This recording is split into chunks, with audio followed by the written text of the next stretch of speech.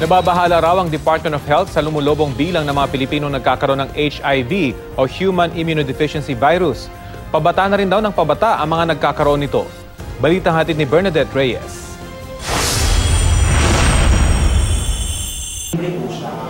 Ng 19 years old at kakagraduate pa lang daw ni JR ng college nung siya'y na-diagnose na HIV positive. Hindi raw naging madali sa kanya noong una na lumapit sa isang pasilidad para magpa-test. Pero sa tulong ng pamilya, naging matatag siya sa pagharap sa kanyang sakit.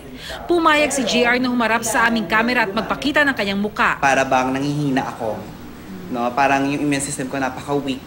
Kaya naisipan ko pong magpa-test ng HIV. Kung hahayaan ko po siyang nandito lang sa aking katawan, kung hindi ko po siya papansinin, siguro wala na po ako ngayon sa harapan ninyo. Wala po akong mukha at boses na ibinibigay para po sa publiko na magbigay ng boses at mukha bilang isang positibo sa HIV. Ayon sa DOH, mula 1984, kung kailan unang naitala ang unang kaso ng HIV sa bansa, lumobo na sa halos 42,000 ang naitalang kaso ng mga HIV positive na Pinoy. At taon-taon daw, dumadami ang bilang ng mga naitatala nila. Ang higit na nakababahala raw, pabata ng pabata ang mga naitatalang HIV positive. Sa pinakauling datos ng DOH, 15 to 24 years old ang pinakamaraming naitatalang kaso ng HIV sa bansa. Yan yung time na ang ating mga kabataan ay first may expose sa different experiences, diba? Mataas ang hormones, ligawan, nagkakaroon sila ng kamalayan na pwede silang ma-expose sa risky behavior.